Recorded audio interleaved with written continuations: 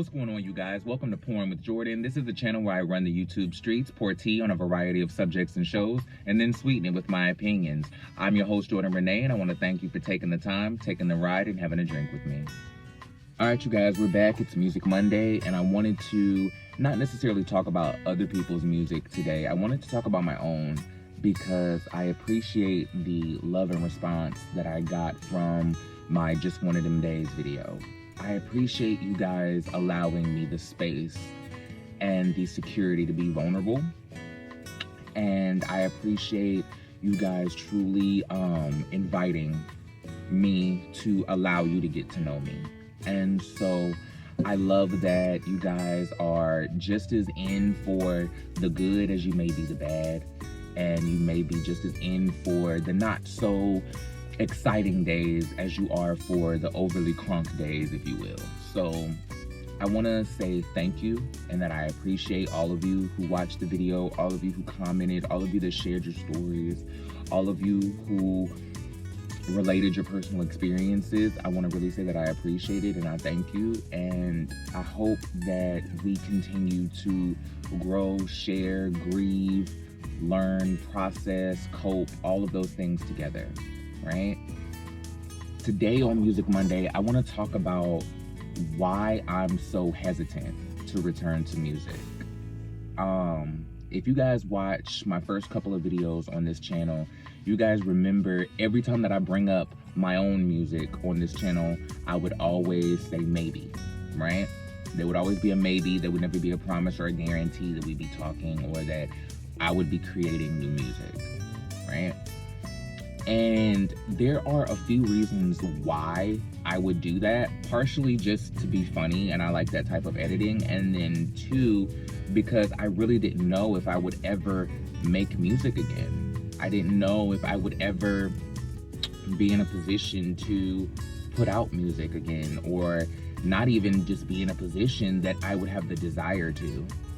And I don't know that I am ever going to be able to make music again. So I just wanted to talk to you guys a little bit about that. I hope I'm not being too somber. Things are going to pick up when I review Real Housewives of Salt Lake City and Real Housewives of Potomac. So don't fret too long. I'm not going to let me being down bring you guys down with me. And I'm going to make sure that we have an awesome time on this channel, even if I'm in the middle of an anxiety attack. I'm gonna make sure that I edit it in a way that looks like I am twerking on the floor doing a crybaby. I, right now don't necessarily have the proper resources to make music in the way that I would like. I don't record myself. I have had connections in the past to studios and people with recording equipment and things like that, and I've been able to, you know, work off of the strength of people believing in my talent and just wanting to record me. So I appreciate that I've had those type of resources, especially when it came to putting out my mixtape, IOU.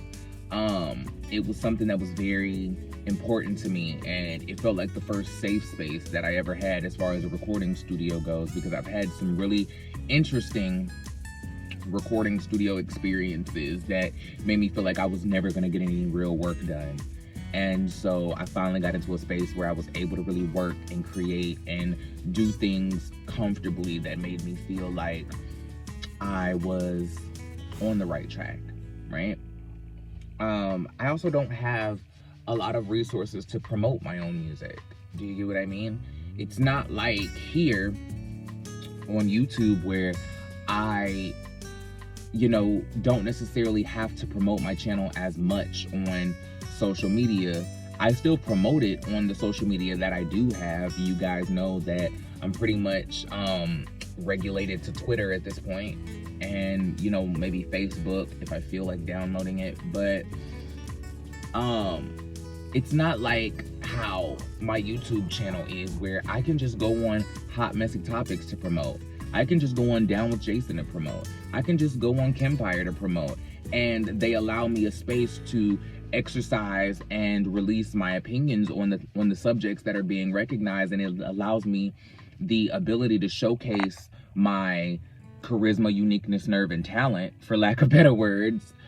And it gives people the opportunity to decide whether they want to follow me or not without even having to look at my work. And I think that's the best part of promoting on these shows, is that we get the chance to really, or at least I do, I really get the chance to not be weighed down by the business of the industry yet. I'll put it like that, yet. Once I hit my 4,000 hours of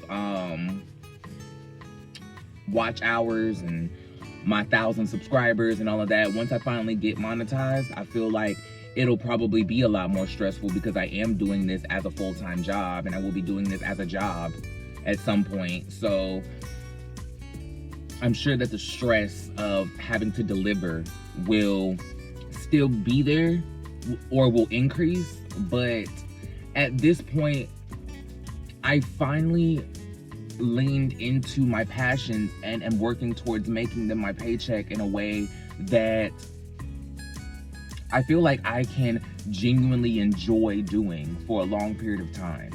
Do you get what I mean? I want to enjoy my work. And, you know, people say make your passion your paycheck, and if you love what you do, then you'll never work again. And that is not necessarily the case, especially if you become successful. If you become successful and you move up and you become, you know, high ranked in your position, or you become extremely successful in your field, there is more responsibility that comes with that. There is more stress that comes with that. There is more headache that comes with that.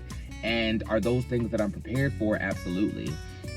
But when it comes to sometimes when you become so engulfed in your work, even if you are passionate about it, sometimes that passion can be sucked out of your art, because it becomes less about creating something that you're passionate about, or taking the time to really deliver something that has a lot of meaning to you as an artist, and it becomes you meeting a deadline, you making something that is going to satisfy your fans. Do you get what I mean? And with YouTube, it really is a if you build it, they will come type of structure. It really is something that is, if you build it, if you're consistent, if you make good content, if you put the work into it, whether it's having a huge production setup or not. Don't think that just because I'm sitting in my car talking to you guys about housewives that I'm not putting in a lot of work. Do you get what I'm saying? I want to make sure that even in me just sitting in the car talking trash, I want to be able to deliver these articulate, well thought out, meaningful opinions about these shows. Do you get what I'm saying? It's not all about the mess and the shade and the fashions and the reads and all of those things. I actually want to get something out of it. Do you get what I mean? I want to learn something from the women who I watch on TV and who I consume myself with. I believe I said that in my Don't Call It a Comeback video. I don't want to just do reviews for the sake of reviews. I want to talk about where we should be going and what we should be learning and what we as a people can get from these shows. Do you get what I mean? And I don't have that luxury in my music, if that makes sense. Let's talk about my first project a little bit. IOU, Informed Opinions Unmastered, right? That project is so special and important to me because that record kind of personifies the peak of my activism or my advocacy in a way, right? And it really speaks to the true mission that I have as a person to see equality in all people, whether it be all people of color, all people of nationality, all people of identity, all people of ethnicity. It just, all of it together. I want us to truly be considered equal, and to truly be considered equal, we have to stop considering our differences. Do you get what I mean? Is it very true that without our differences, there would be nothing to be considered equal? Absolutely. But at the same time, the flip side of that, or the other edge of that sword, is that the exact same things that make us all different and unique and give us something to all be considered equal about are the same things that continue to keep us separated. Do you get what I mean? It's the same things that continue to leave us kind of stretched and divided as a people. And that is something that I see continuously happen in the music industry, regardless of how good the music is, regardless of how much meaning that the music has, or how powerful it is, or even just how damn good it is.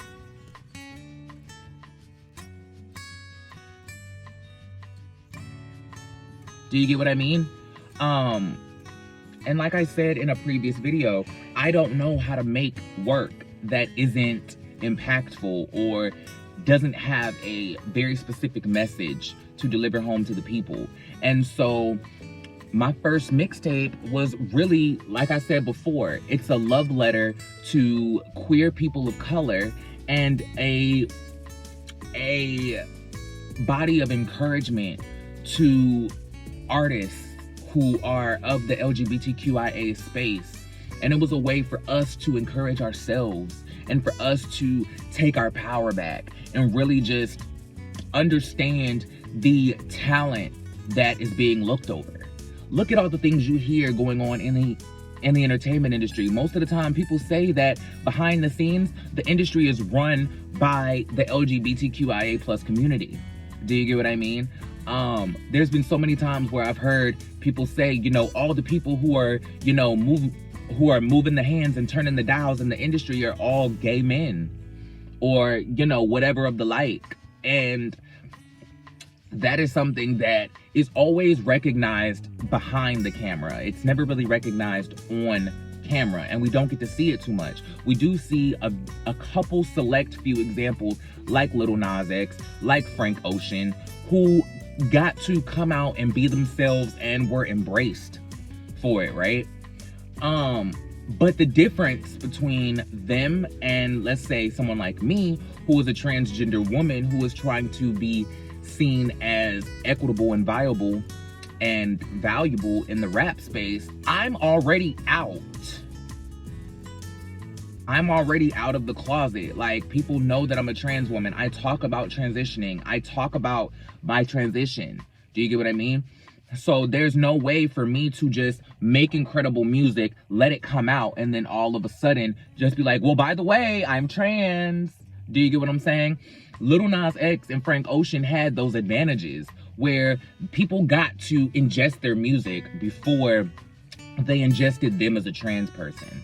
I kind of cut myself out of that opportunity because even before I was transitioning, I was still an advocate for social justice issues. So as a non-binary or a genderqueer or an agender person, I identified as all those things at some point or another. It became a mission of my work. Like I said, my last YouTube channel was dedicated to expressing the viewpoints and opinions of people of color and queer people in this country.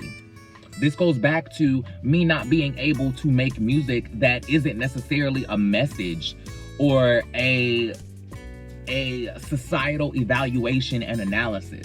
Do you get what I mean? I don't know how to create work that doesn't talk about the world that I live in, the country that I live in, the town that I live in, the society that I live in. Do you get what I mean?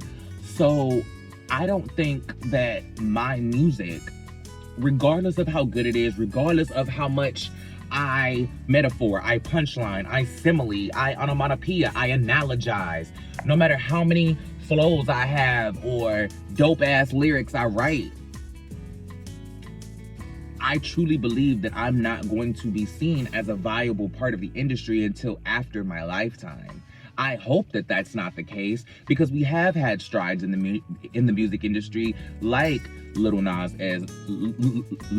X, like Frank Ocean, like Young M.A., like Kim Petras, like Pablo Vittar, like Michaela J. Do you get what I mean?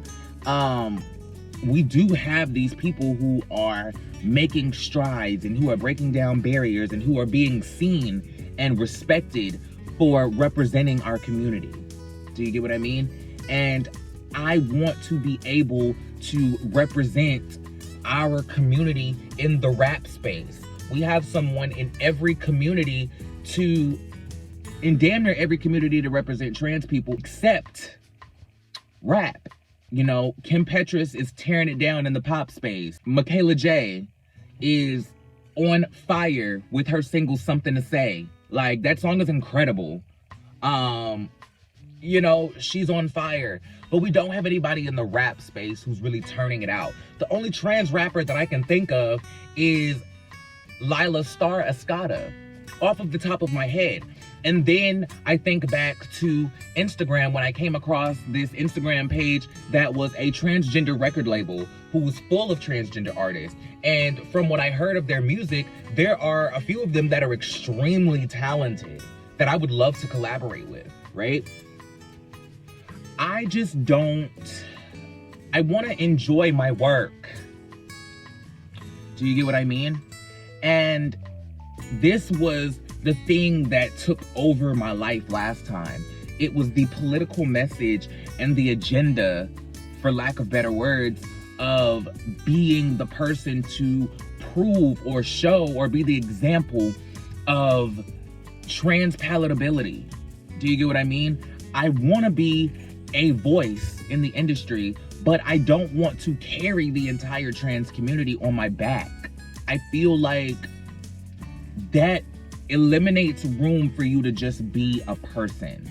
Do you get what I mean? If I'm the representative for the entire trans community, which I don't think that the trans community would let me be the representative for them any damn way, because I don't fit any of the stereotypical descriptions of what a trans woman is.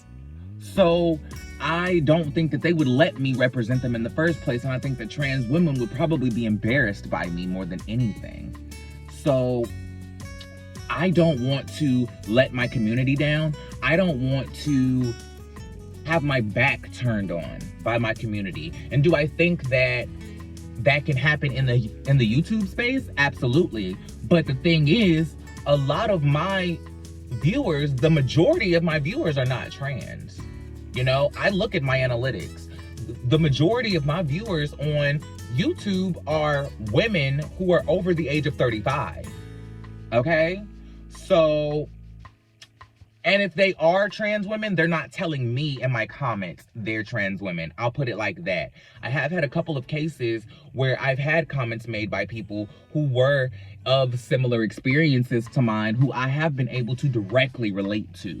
Do you get what I mean? But the majority of my audience is older women, which I love. And when I say older, I don't mean that over the age of 35 is older. What I mean is that that is the lowest my age range goes to. Do you know what I mean? My youngest viewers are 35. And they only get older from there. I think the majority of my listenership or my viewership are people who are between 55 and 65, if I'm not mistaken. So if I represent you in that age category, please let me know and please talk to me, because I want to see myself in the future. I want to see myself as a functioning woman, masculine or not, who's just happy and living life regardless of a relationship, regardless of whatever the cases may be. I want to see somebody who is truly happy, right? And so if there is an older trans person who is watching my videos, trans man or trans woman, please comment and talk to me about your experiences, and I would love to hear your history and your story. I don't necessarily have to interview you. If you would like me to interview you, that would be great. I would love to interview you for my channel, but that's not a requirement. I would love to just exchange and listen to your story. Do you get what I mean?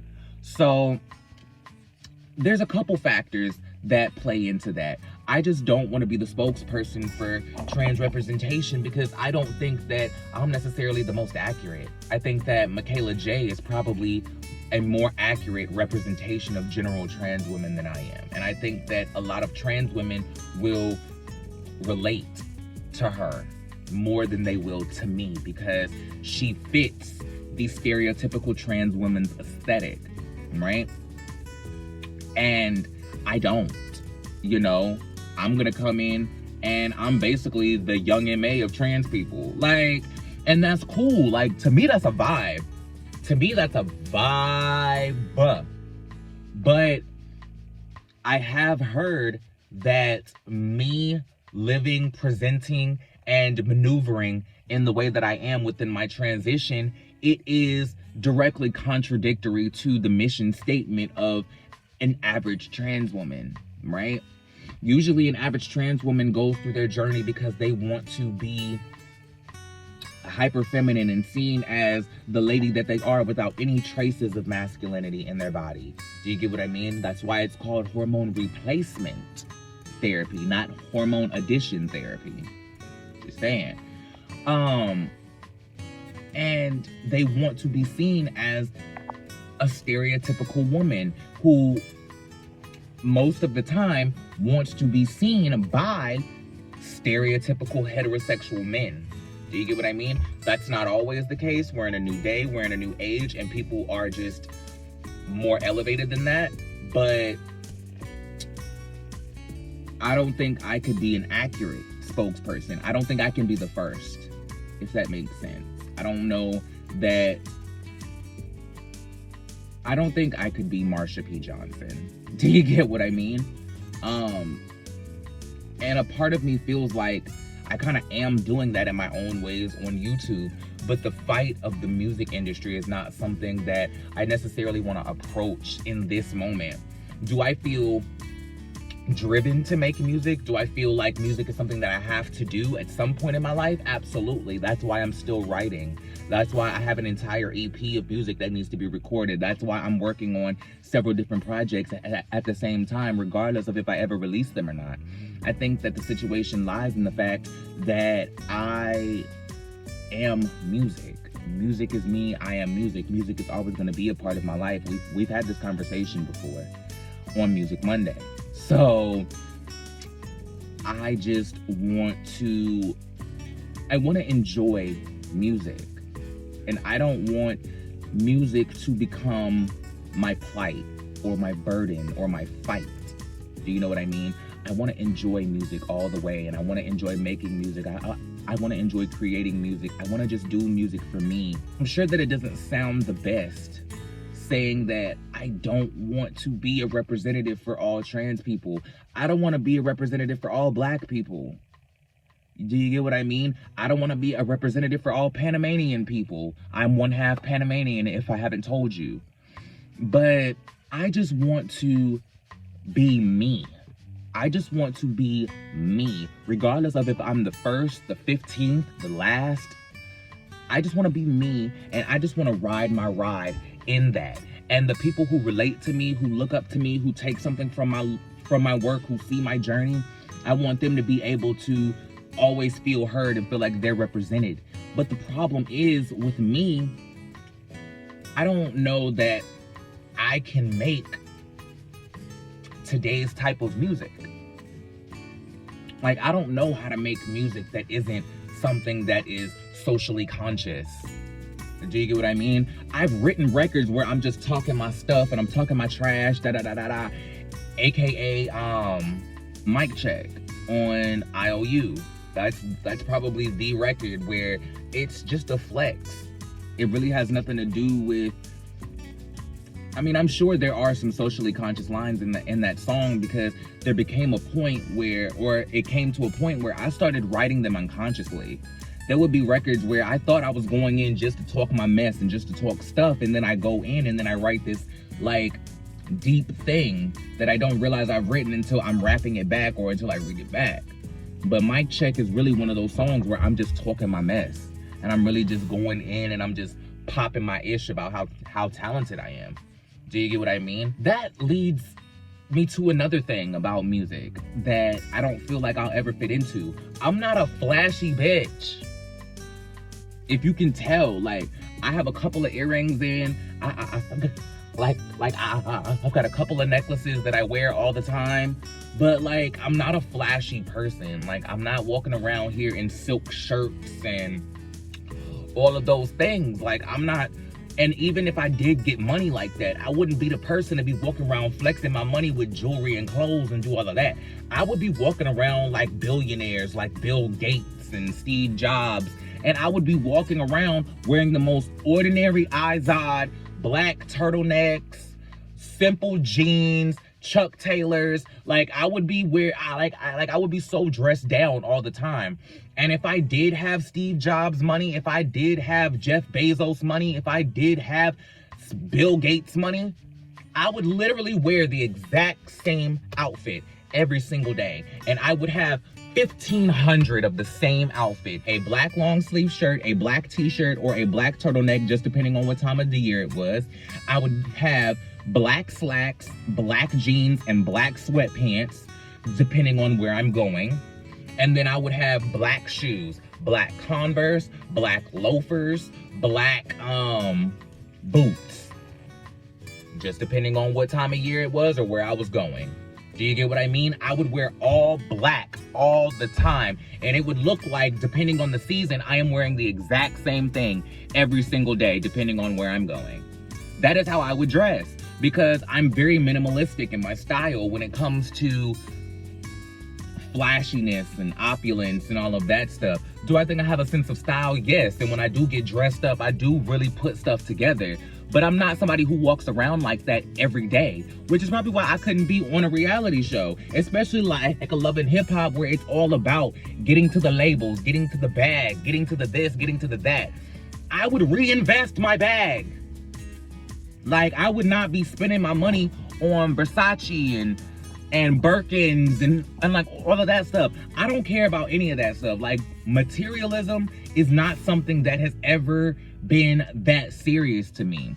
Do I like looking good? Yes, but I don't have to have material things to feel like I look good. In fact, I embrace the most natural features of myself, which is why I come on here with no makeup on all the time. If I wanted to, I could come on here beat AF all the time. But I just want you to get the real me without anything added, without anything put on or created for an image. Do you get what I mean? Because I want my channel to feel like I am just, like, we're kicking it in my car. Like, I really want my channel to feel like we're on a FaceTime and we're just talking about whatever the subject of the video is. Do you get what I mean? Like, I hope that when you watch my videos, especially my recaps, you're talking back to the screen and you're having a conversation with me and you're really engaging with the video. That's what I do it for. That's why my videos are shot in portrait mode or in vertical mode all the time. Do you get what I mean? It's because I want it to look very personal, and I want it to look very intimate, and I want it to look like it's just the two of us in this space. Do you get what I mean? I want every single person to watch this video to feel like I'm talking directly to them, and like I'm just on your phone on FaceTime or on Facebook Messenger or on, you know, Google Duo or whatever it is. I just want to feel like I'm having a very personal conversation with you. And I don't walk around in makeup every day. I don't wear heels. I don't wear skirts. Can I wear heels? Yes. I mean, I used to walk Butch Queen up in pumps back when I was a ballroom kid. So I have very extensive history walking in heels. But I don't wear them in my daily life. I don't wear, you know, fancy clothes in my daily life. I wear sweatpants and jeans and overalls. And, you know, I wear black. I literally got rid of all of my clothes of color. I think it was yesterday or the day before. I got rid of every single piece of clothes that I had that was not black. And if it wasn't black, it's gray. And those are like, when all of my black clothes are dirty, then I start wearing my gray clothes. Do you get what I mean? Or like, I kept my gray sweatpants just because, well, y'all know why I kept my gray sweatpants. Anyway, I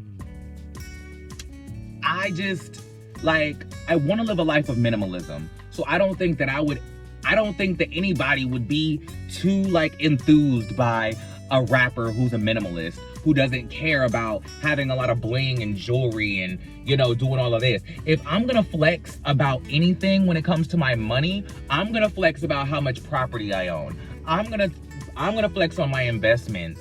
I'm gonna flex on, you know, my 401ks and, you know, all of my retirement plans and my CDs and my investments and Charles Schwab. Like, if I want an endorsement, I want a Charles Schwab endorsement. I want a Wells Fargo endorsement. I want a Cash App endorsement. I want things like that. Like, my music is about being your best self and creating generational wealth and happiness for you, for yourself, and for your family, right? That's what my music is about.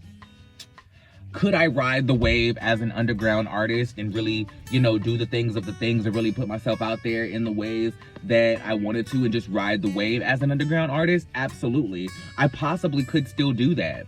That's why you always get a maybe out of me when it comes to my music, because am I going to create music for the rest of my life? Absolutely. Will it ever be released? Who knows? But I'm always going to be creating. I'm always going to be writing. I'm always going to be making music. There's no question about that. So I just want to, if I am going to pursue it professionally, I want to make sure that I'm in the best place mentally. And I want to make sure that I will not get distracted by the pressures of the industry and that I stay my own course. Do you get what I mean? And I hope that if I ever do decide to release music again, that it's solely based on the value of the music and I get out of my own way when it comes to, me doubting myself. I hope that I get out of my own way and just put the music out like I did with IOU. That mixtape is not mixed, it is not mastered. That's why it's called IOU, Informed Opinions Unmastered. It was supposed to be my debut album called Informed Opinions, right? But I had to get the message out. I had to, especially because a lot of the music was written in the middle of this social unrest and this country's like uprising in racial tension. There's still a song that I have called Fed Up that I want to put out because it speaks directly to that time period.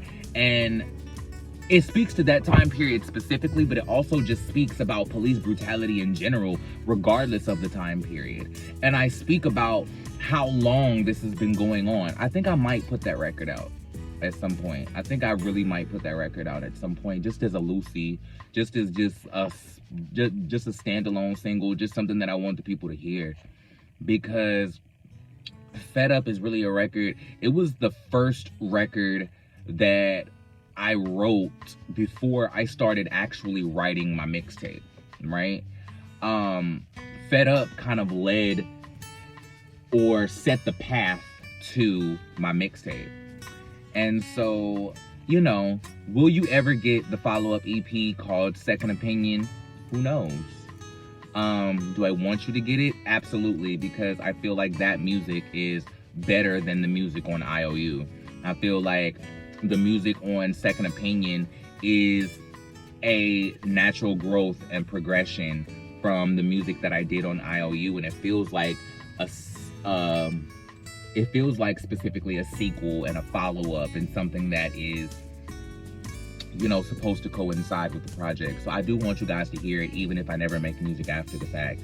I do want to get that out and just at least close that chapter, So that's really it. I could go on about all the other reasons why I'm hesitant to return to music in an official sense, but those are really the main points, and those are really the things that I could elaborate on the most. So I wanted to just kind of take a couple minutes and give you guys just a feeling of why it was the way it was and why I feel the way that I feel. And I just wanted you guys to get to know me even more, right?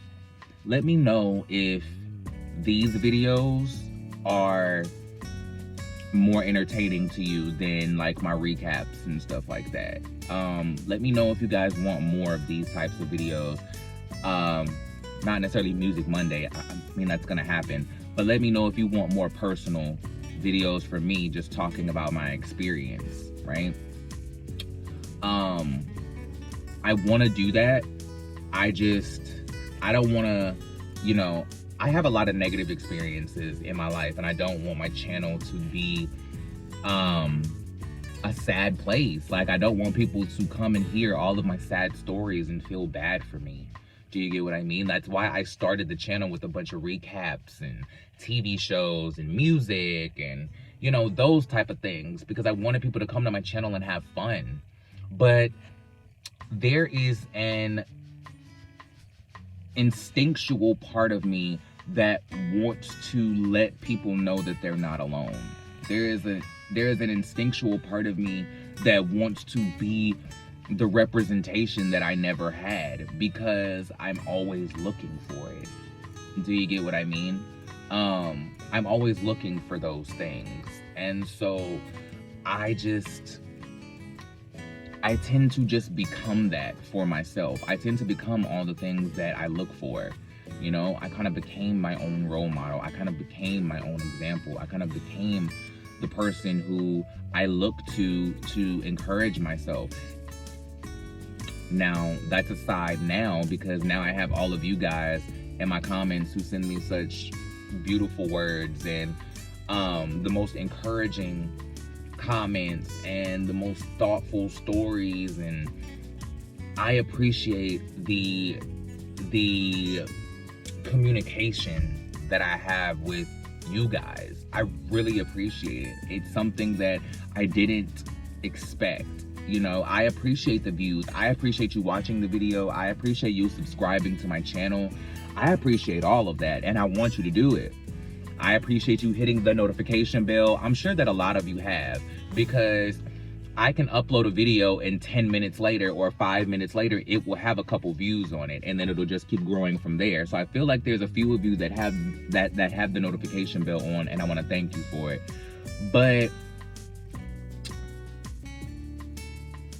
I just want to be able to give you guys as varietized content as possible. You know, do I want to do the recaps? Do I want to talk about the TV shows? Do I want to, you know, give you all of those things? Absolutely. Do I want to talk about what music is being released and who released what and what's going on in music? Absolutely. But like I said in my Just One of Them Days video, I don't feel like I could come onto this channel and not be transparent. Do you get what I mean? I feel like there are days when I get on this channel and I don't want to record videos, but I know that I want to succeed in this space. So sometimes, if you let your pain be your outlet, it'll help you get to where you need to be. Do you get what I mean?